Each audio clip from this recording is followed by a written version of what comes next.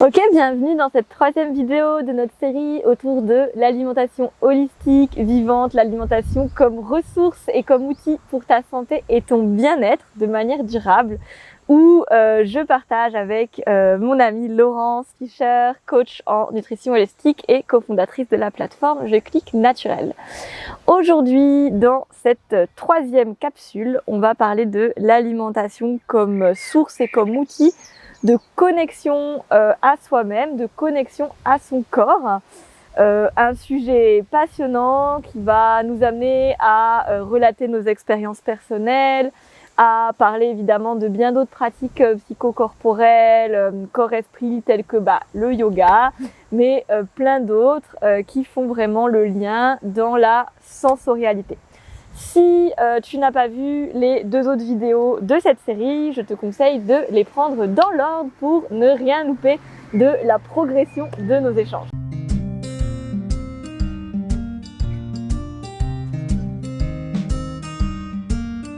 Ok, donc Laurence, qu'est-ce que tu peux nous dire, toi, comment l'alimentation, toi, elle t'aide, elle te soutient dans ce rapport au corps, à cette sensorialité, dans cette écoute de toi-même? Peut-être ton parcours, ça a été quoi par rapport à ça? Et comment maintenant c'est en fait vraiment intriqué? Ah ouais, et merci pour cette question, Fanette. En fait, ça remonte à une vingtaine d'années déjà. Je mangeais pas bien, en fait. Je mangeais n'importe quoi, je faisais pas attention, j'avais pas de conscience, je prenais, finalement ce que l'industrie agroalimentaire nous propose, c'est-à-dire pas du tout des nourritures vraies qui nourrissent nos cellules. Dixit les autres vidéos. Et puis à un moment, je sais pas quelle lumière m'a traversée, mais je me suis dit, mais Laurence, il y a un lien entre comment tu te sens et ce que tu manges. Et à l'époque, il y a une vingtaine d'années, on parlait pas de nutrition comme aujourd'hui. C'était pas le sujet dans le vent. On n'en parlait pas trop. Enfin, il y avait des gens qui étaient intéressés là-dedans, mais globalement, c'était pas à la mode. Et donc, va savoir pourquoi ça m'a traversée. Donc, un jour, je me suis dit ça et j'ai fait une expérience. Donc, j'ai arrêté de manger des choses, des snacks et des trucs tout faits par des gens, je sais pas trop comment ils font. Et j'ai commencé à tout cuisiner à la maison. À l'époque, j'étais encore employée dans une grosse boîte et j'amenais mes petits Tupperware au bureau et les gens ils me regardaient genre celle-là, pourquoi elle vient pas au resto avec nous? Alors et puis boire du vin, etc. Et donc pendant 3 mois, j'ai fait cette expérience de tout préparer maison, de dire non aux sollicitations, de boucher mes oreilles aux moqueries parce que quand tu es dans le monde de l'entreprise, c'est absolument pas cool ce que tu es en train de faire là. Et donc, de pas écouter, de juste me dire, j'ai un truc là, j'ai la sensation que ça va me faire du bien. Je voudrais sentir dans mon corps si c'est le cas. Et donc, j'ai fait ça. L'intuition. Voilà. Il y a eu de l'intuition d'abord, d'inspiration de je sais pas d'où, mais en tout cas, ça sort toujours de quelque part. J'ai canalisé le truc peut-être, je sais pas. Et j'ai décidé de faire l'expérience. Et en faisant l'expérience, j'ai senti dans mon corps. Qu'est-ce que j'ai senti après ces 3 mois, et déjà même après quelques semaines, j'ai surtout senti que j'étais plus aussi fatiguée. Parce qu'à l'époque, faut voir, j'avais 30 ans et je me considérais comme un zombie. J'avais aucune maladie grave, donc c'était pas très grave, mais j'étais fatiguée, je n'avais pas d'élan, tu vois. Ça paraît assez délirant. Ouais, quand on te connaît maintenant. Fanette ne m'a pas connue dans mon époque zombie. Et donc, j'ai 30 ans et je me sens comme une vieille mémé, quoi. Tu vois, aujourd'hui, j'en ai 51 et je me sens vraiment mieux qu'à 30 ans. Et donc, tout de suite, j'ai retrouvé beaucoup plus d'énergie assez rapidement. Aussi, j'avais 10 kilos de plus à l'époque. Donc, c'est pas énorme, 10 kilos, mais c'était vraiment du truc, tu vois, qui me plombait, quoi. Je me sentais pas bien dans mon corps. Du coup, ça m'a amené plein de pensées toxiques dont on a parlé dans les autres vidéos. Et petit à petit, j'ai aussi perdu ces kilos. Bien sûr, sans faire régime. J'adore manger, vous me connaissez pas, je suis bonne vivante. J'adore manger, hors de question que je fasse régime. Moi, je crois que j'ai pas vraiment fait régime dans ma vie. J'ai peut-être essayé la méthode Montignac, mais ça, c'est une autre génération, je sais. Mais voilà, c'est la mienne. Et donc, peut-être que vous, ça vous dit rien, mais c'était à peu près le seul régime que j'ai trouvé faisable. Et j'ai quand même perdu ces 10 kilos. Lentement. Mais ce qu'il y a, c'est que 20 ans plus tard, je les ai toujours perdus, entre guillemets, je les ai jamais retrouvés. Enfin, donc je les ai pas perdus, mais ils ont juste éliminé de mon corps. Ils étaient en trop, juste. Voilà, ils étaient juste en trop, ils faisaient pas partie de mon être, en fait. Et donc, à un moment, tout seul, en simplement prenant soin de la qualité de mon alimentation, de les préparer, de tout le lien, ça c'est la vidéo d'avant, hein, de tout le lien, réapproprier ma chaîne alimentaire, d'où viennent mes aliments, qui les prépare, donc moi pour le coup, et les manger en conscience aussi. C'est-à-dire que quand je mange, je suis pas en train de téléphoner, de travailler, de marcher, de conduire, de lire, de regarder une vidéo, même celle-ci. Donc tu vois, il y a eu tout ça qui s'est mis. Et là, j'ai senti dans mon corps, j'ai senti l'énergie revenir, j'ai senti les kilos superflus s'en aller sans faire régime. J'ai senti, la première chose que j'ai senti en plus de tout ça, c'était la créativité revenir. C'est comme si j'étais dans une espèce de brouillard, de fatigue, de je sais plus quoi, de pensées débiles, une espèce de brouhaha, tu vois. Et à un moment, ouf, les nuages s'en vont du ciel et je peux voir le ciel et le bleu, le soleil, et j'ai une créativité qui revient. Et cette créativité, mine de rien, et ce changement alimentaire fait que je suis ici maintenant. Mais j'en avais aucune conscience 20 ans avant que ça allait être le terreau de ma vie actuelle. On en reparlera peut-être. Et donc, en sentant tout ça dans mon corps et en prenant soin de mon corps, c'est-à-dire que j'avais un peu mal partout. Moi, j'étais sujette aux sinusites chroniques, mais vraiment grave, hein, jusqu'au point d'avoir du sang. Pardon. Toutes les tendinites, je les avais. Donc, rien de grave, mais super chiant et fatigant. Très fatigant. Donc en me disant je prends soin de mon alimentation, ben, je me suis dit aussi je vais prendre soin de ces trucs. Donc j'ai été voir des ostéos. J'en ai vu, mais alors j'en vois toujours, mais beaucoup. Et un jour, un de ces ostéos était aussi prof de yoga. Et ça a été donc la porte vers mon corps aussi. Donc non seulement j'ai pris soin de mon corps en allant voir des gens, et puis j'ai écouté cet ostéo qui m'a dit, bah, tu sais, le yoga, ça peut peut-être te faire du bien, c'est une autre nourriture. Il ne m'a pas dit comme ça, mais je le comprends aujourd'hui comme ça. Et je me suis mis au yoga. Et donc là, je me suis mis à découvrir la vitalité de mon corps. Et en fait, aujourd'hui, 20 ans après, c'est beaucoup plus facile.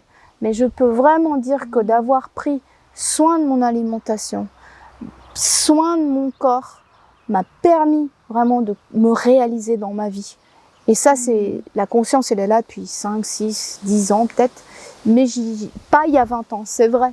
Mais ce que je peux dire aujourd'hui comme message le plus important, c'est vraiment prenez soin de votre corps, prenez soin de la nourriture que vous y mettez, parce que c'est le terreau de la réalisation de soi. Et c'est super, je trouve, d'avoir ce recul, en fait, 20 ans plus tard, tu vois, d'avoir cette expérience et cette vision un peu plus large de ce que ça t'a permis, parce que c'est vrai que parfois on est dans des spirales, on est dans des moments difficiles, on teste des choses, on essaye de mettre en place des choses, mais peut-être que on se rend pas vraiment compte de l'impact que ça peut avoir sur le reste de notre vie. Et donc je trouve que c'est vraiment intéressant d'avoir ton recul de en fait 20 ans plus tard, je vois que ces changements alimentaires qui au début étaient moqués, étaient comme dénigrés, étaient une expérience. Ouais. En fait, maintenant, tu te dis, en fait, c'était le déclic vers la réalisation de moi et de mon potentiel. Incroyable. Et je ne serais pas la personne que je suis maintenant si je n'avais pas fait cette expérience qui allait dans un sens différent de ce qu'on m'avait proposé et inculqué. Ouais, génial. Toi aussi, tu as une expérience à partager. Oui, carrément. Mais moi, du coup, mon expérience, on va dire qu'il y a la même trame que l'alimentation m'a menée à la conscience et aux soins du corps et à là où j'en suis aujourd'hui, même si j'ai moins de recul que Laurence. J'ai quand même ce recul sur une bonne dizaine d'années. En fait, moi, dans mon parcours, ça a été une traversée d'une grosse période d'anorexie, donc avec 18 kilos de moins qu'aujourd'hui. Donc un résultat assez sympa. Et en fait, ce que je vois maintenant avec le recul, c'est que c'était vraiment une mentalisation très très forte, avec aucun lien à mon corps, aucun amour en fait du corps et vraiment beaucoup de contrôle. Vraiment beaucoup de contrôle, avec une injonction à modeler mon corps comme mon mental avait envie qu'il soit. Pour prendre le contrôle en fait sur cette matière. Et donc et ce modelage est aussi influencé par la société finalement. Oui, complètement. Mon mental il voulait ça parce que aussi la société nous montre. Ça, c'est ce que je m'en suis rendu compte il y a pas très longtemps, qu'en fait, ben oui, on a des responsabilités personnelles dans nos troubles du comportement alimentaire, avec des besoins de contrôle, des pertes de sens, de confiance, un besoin d'exister par X ou Y manière. Mais c'est vrai que, notamment dans l'anorexie, il y a vraiment comme une modélisation sociétale, une injonction à être mince. Mais si tu l'es trop, c'est pathologique, du coup. Mais il faudrait réussir à être juste avant, mais en fait sur un modèle inaccessible, parce que ça n'existe pas des corps comme ceux qu'on voit dans les magazines. Donc effectivement, il y a ce gros moule sociétal aussi qui a influé là-dedans. Et donc moi, mon parcours, en fait, avec la connaissance du corps, a démarré au moment où ma maman, à un moment donné, m'a dit qu'elle voyait que voilà, au niveau du stress, ça changeait vraiment sur mon corps. J'étais en première année de médecine, ça allait vraiment pas. Et elle m'a amenée à un cours de yoga. Elle m'a dit, viens, moi je fais du yoga, je t'amène à un de mes cours si tu veux. Moi j'ai dit, ok. Et là, je pense que je m'en rendais pas compte sur le moment, mais qu'en fait c'était tellement bon de relâcher le mental, d'être en conscience de soi, d'avoir des visualisations, de sentir son corps, d'être dans quelque chose qui n'était pas dans la performance aussi. Ça, c'était intéressant de pas avoir le regard des autres sur ce que tu fais. Et ouais, d'avoir cet état de bien-être corporel et émotionnel et mental après les séances. Je me suis dit genre, oh, c'est vraiment pas mal ce truc. Donc j'ai commencé à en faire régulièrement. Ma maman justement nous avait acheté un livre, donc on pratiquait ensemble, on faisait des postures, j'ai appris les noms des postures, etc. C'était vraiment chouette. Et depuis ce moment-là, ça a fait comme partie de ma vie. Donc ça, c'était en 2011. Donc voilà, maintenant nous sommes en 2022, donc ça fait 11 ans que ça fait vraiment partie de ma vie comme une pratique pour ramener au corps. Et donc le lien à l'alimentation, c'est que je pense que voilà, mon parcours de guérison par rapport à l'alimentation, c'est pas ah ben tiens, j'étais malade dans le contrôle, il y a eu le yoga, je me sentis bien, ça y est, c'est fini. Ça s'est vraiment étalé sur plusieurs années, peut-être même que c'est encore en cours et qu'à chaque fois il y a des petites étapes qui se débloquent. Mais que vraiment, je vois vraiment que avant c'était très le mental, très le contrôle, compter les calories, me peser 6 fois par jour avant et après les repas, avoir une application où je notais tous les trucs que je mangeais avec leur grammage pour avoir les calories et pour voir est-ce que je dépasse pas les 30% d'AJR parce que je veux pas prendre du poids et tout ce truc d'hyper contrôle, incroyable. Quand j'y pense maintenant, j'ai vraiment l'impression que c'était une autre dimension et une autre vie, tellement maintenant c'est dans l'intuition, dans le plaisir et juste je prends ce que la nature me donne et je le cuisine, je le mange et ça se passe très bien et je ne me pèse plus jamais. Donc c'était vraiment la mentalisation et je crois que ce truc de mentalisation, c'est un peu symptomatique de notre société où on surinvestit vraiment les sphères mentales, notamment avec la surinvestigation, je ne sais pas. Le surinvestissement de la sphère professionnelle, de l'intellect, de l'intelligence, etc. Des connaissances qu'on peut avoir, de la culture générale, et où en fait on délaisse la matière. Mais voilà, ça c'est encore un énorme sujet par rapport, on valorise le yang, on minimise le yin qui est du coup l'énergie féminine qu'on porte tous, hein, hommes et femmes, mais la matière, les sensations, le toucher, le ralentissement, l'intuition, la sensualité, la sensorialité. En fait, comment est-ce que ça, c'est tout aussi important que la rationalité, le mental, les calculs, l'anticipation, la réflexion, etc. Donc ça s'inscrit vraiment dans une démarche, on pourrait dire, plus philosophiquement et spirituellement globale, de comment on redonne sa place à l'intelligence du corps dans notre manière de nous nourrir, qui est quand même, je me dis que c'est quand même assez dingue qu'on arrive à se nourrir mentalement, parce que quand même techniquement c'est quand même un truc bien matériel qui vient bien de la terre et qu'on met dans notre corps physique pour avoir des fonctions quand même purement physiques. Et on arrive à en faire un truc de ouf. C'est quand même pas un livre quoi, l'alimentation. Je me dis on arrive quand même à en faire un truc très très très mental, sûrement que vous voyez ce que je veux dire. Ah bah oui, et compliqué avec les différents régimes. Et ne pas manger ça, et manger ci, et manger ça à tel moment. Et en fait, on rentre dans une sphère de calcul où on délaisse notre corps et notre sagesse intérieure qui est là, qui sait ce qu'il faut manger quand il faut manger. Donc moi, mon parcours de guérison, ça a vraiment été comment petit à petit, je redonne du soin à mon corps, j'amène de la détente. On en reparlera, je pense, dans les vidéos du système nerveux. Comment amener de la détente vient créer de l'espace pour justement écouter cette intuition. Comment changer l'état d'esprit et les croyances et la relation qu'on a à soi-même revient à se donner du soin, se donner de l'amour, se rendre compte que, comme tu le disais, en fait, notre corps était comme notre priorité. Ouais. T'as pas dit exactement ces mots, mais j'ai entendu un petit peu ça. En fait, comment je me donne du soin, et l'alimentation est une manière de se donner du soin, une manière de remplir ses besoins, et une manière, voilà, peut-être de gagner en vitalité, de nourrir sa créativité, de nourrir son ancrage, et d'être capable ensuite dans sa vie de faire toutes les choses dont on rêve et d'être en pleine santé. Donc, par rapport à ce côté alimentation mentale, alimentation intuitive, toi peut-être tu peux nous donner tes éclairages en ta casquette de coach alimentaire. Déjà, quand je t'écoutais parler, avec la liste de ce que tu as dit de mental, et je me suis dit que même les courants alimentaires contribuent au mental. Est-ce que je suis végétarien? Est-ce que je suis végétalien? Est-ce que je suis macrobiotique? Est-ce que je suis paléo? Est-ce que je suis ceci, cela?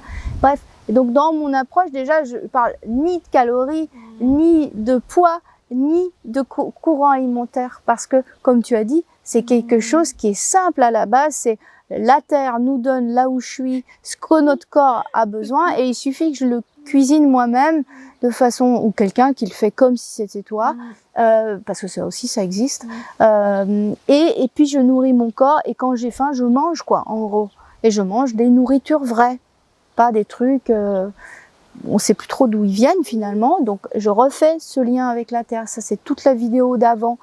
Et quand moi j'accompagne en nutrition, je parle jamais calories, je parle même pas quantité, sauf exceptionnellement, parce que peut-être pour cette personne-là, il y a besoin de recalibrer certaines choses parce qu'elle ne se rend pas compte. Mais je parle pas calories, je parle pas quantité, je parle très rarement poids, peut-être une fois pour le connaître, et puis c'est tout. Et donc, et je parle pas courant alimentaire. Voilà, je vais parler plutôt qui est Fanette, qui est ce corps, où est-ce qu'il en est aujourd'hui, quels sont ces déséquilibres d'abord organiques, parce qu'il y a peut-être une urgence, surtout dans un cas d'anorexie, de quoi manque ce corps, puisqu'il est privé. Alors sans aller jusque-là, il y a plein de gens qui sont carencés en plein de choses. Donc moi, je me focalise beaucoup plus sur de quoi manque ce corps, plutôt que de quoi a besoin d'être privé ce corps. Donc dans mon approche, je vais pas te dire arrête ci, ne mange pas ça, machin, je vais dire tu manges pas assez de ça, mange plus de ça, etc. Et donc là, on renourrit le corps, on le rééquilibre, et petit à petit, comme le sein appelle le sein, eh bien le toxique a de moins en moins de place dans l'assiette, et on n'a pas besoin de calculer les choses. On n'est pas chez Weight Watchers ici, hein. On ne doit pas peser, on ne doit pas savoir le nombre de calories, on doit juste sentir, faire des expériences dans le corps et sentir dans son corps quels sont les résultats de ces expériences. Est-ce que j'ai, comme j'ai dit tout à l'heure, pour moi, plus d'énergie par exemple, plus de clarté, moins, je sais pas, est-ce que je dors mieux, est-ce que, voilà, plein de choses très concrètes. Est-ce que j'arrête de perdre mes cheveux, par exemple, est-ce que ma peau est plus souple, est-ce que des choses très concrètes de la vie de tous les jours. On ne mange pas avec la tête. C'est clair. On ne mange pas avec la tête, et comme tu disais très bien, c'est tellement symptomatique de notre société moderne qui valorise le mental et pas du tout le corporel, ou le corporel de magazine, ce qui t'a mis toi toute jeune comme ça dans le rouge.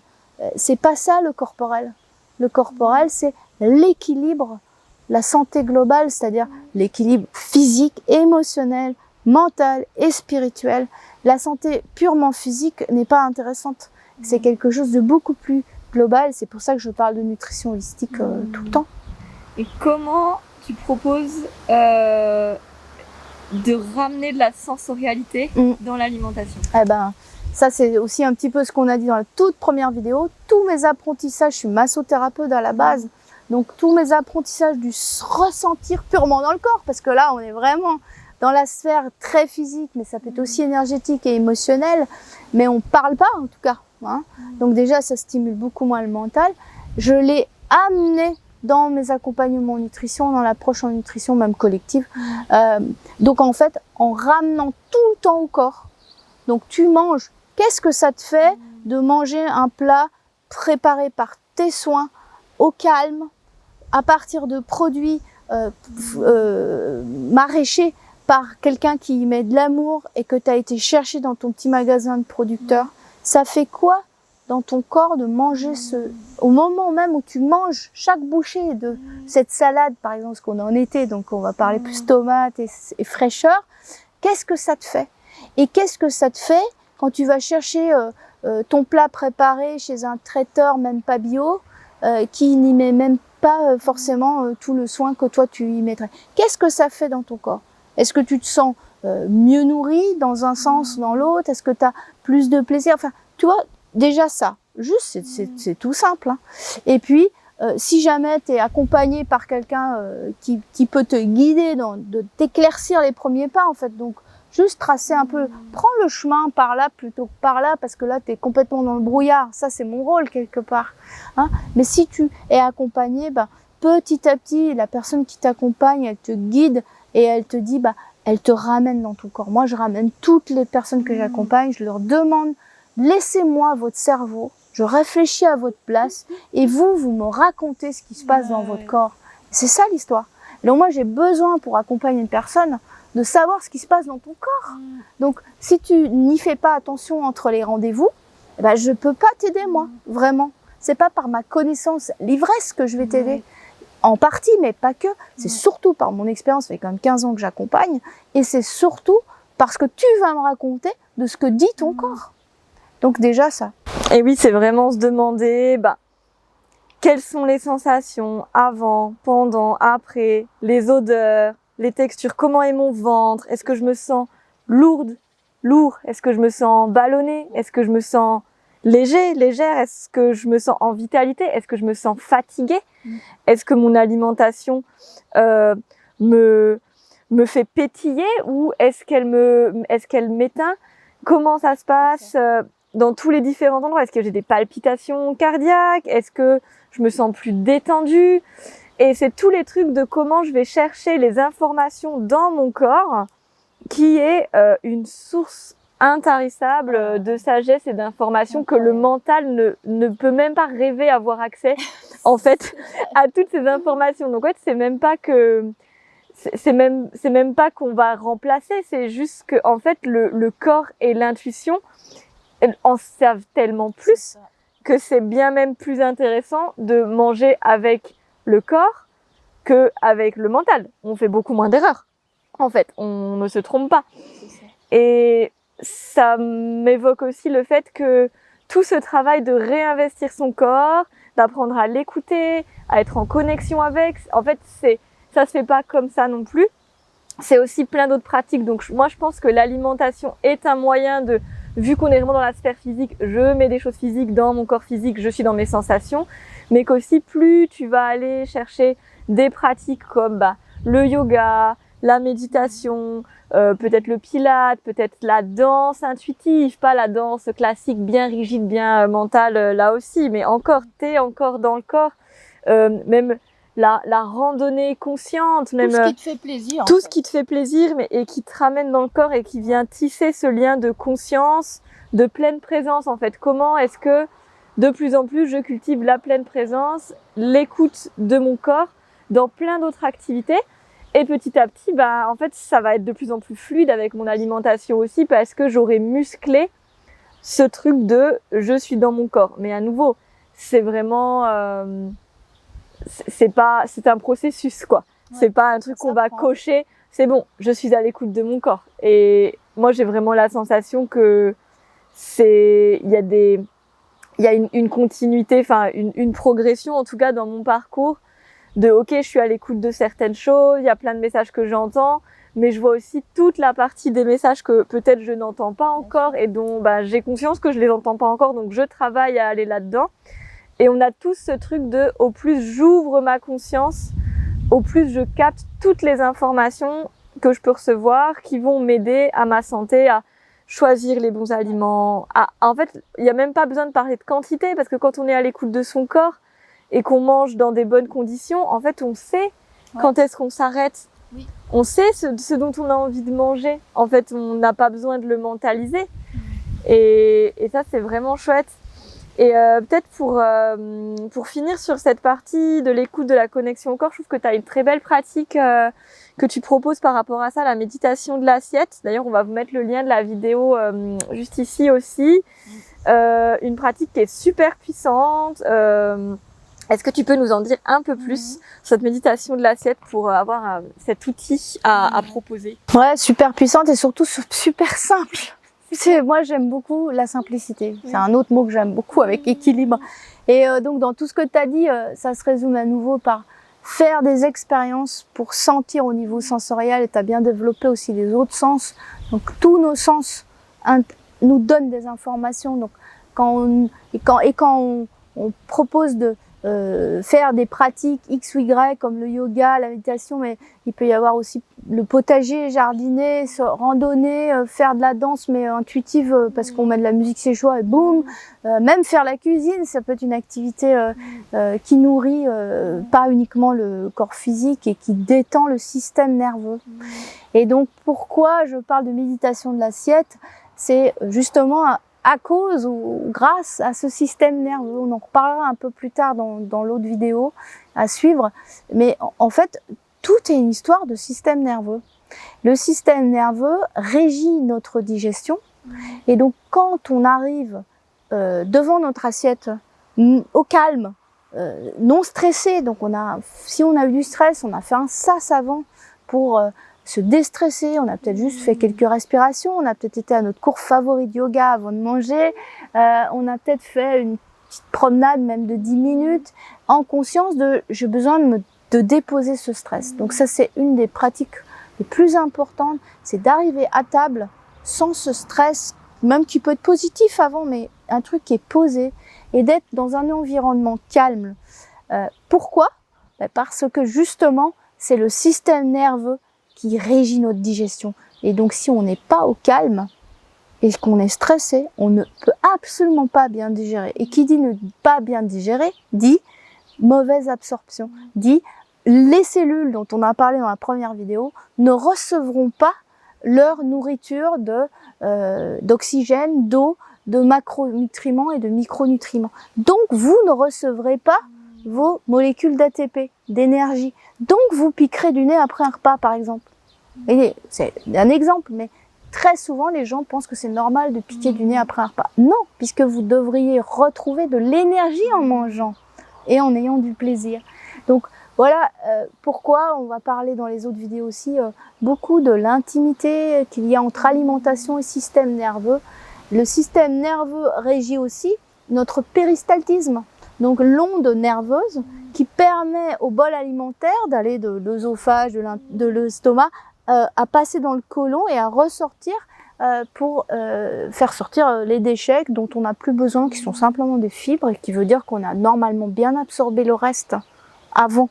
Donc ça aussi c'est le système nerveux. Donc voilà, toutes des pratiques qui sont ultra simples. Les deux plus importantes, c'est celles que je viens de nommer. Le reste est dans la vidéo et on peut aller évidemment beaucoup plus loin, par exemple comme mâcher. Hein. Beaucoup de gens ont des problèmes digestifs assez simples, comme des ballonnements, des gaz, juste ça, ou parfois même l'acidité ou du reflux gastrique.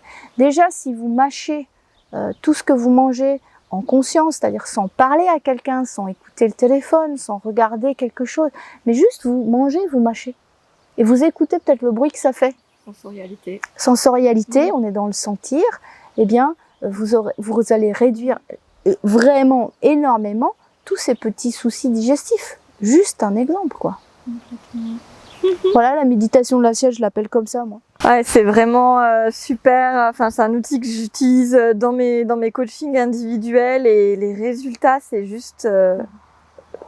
ça y est, il n'y a plus de ballonnement, il y a plus de conscience, il y a moins de compulsion.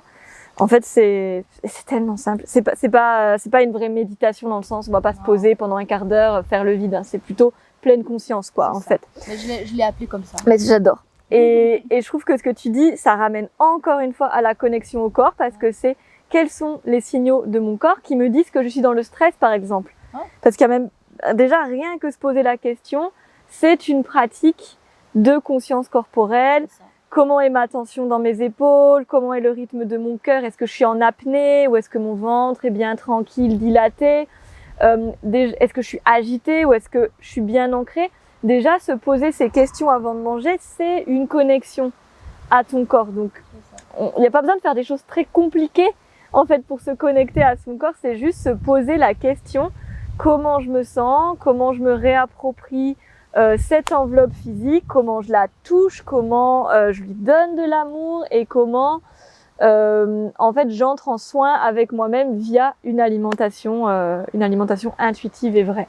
Et là, le mot-clé, c'est ralentir. Ah oui. Ralentir. On va pouvoir en parler dans les autres vidéos. Donc merci Laurence pour cet échange autour de la connexion au corps, du lien à soi, voilà, avec nos petits partages d'expériences en toute humilité, mais qui illustrent bien comment finalement de problématiques physiques, de déséquilibres physiques avec des symptomatologies qui sont très différentes pour nos deux côtés, en fait on en arrive au comment je me mets en lien avec mon corps, je l'écoute et je vais mieux répondre à ses besoins et comment ça impacte tous les autres sphères de ma vie parce que je me suis donné le bon carburant physique et tout le reste peut venir en découler. Donc j'espère que cette vidéo vous a plu. N'hésitez pas à la partager à votre communauté, à la liker, à vous abonner à nos chaînes respectives si vous voulez avoir plus de contenu. On vous dit à tout de suite sur la prochaine vidéo où on va parler des différents rythmes nerveux. Comment est-ce que je peux vivre selon ma pulsation intérieure? Et là, l'expérience de Laurence sera extrêmement enrichissante. À très vite.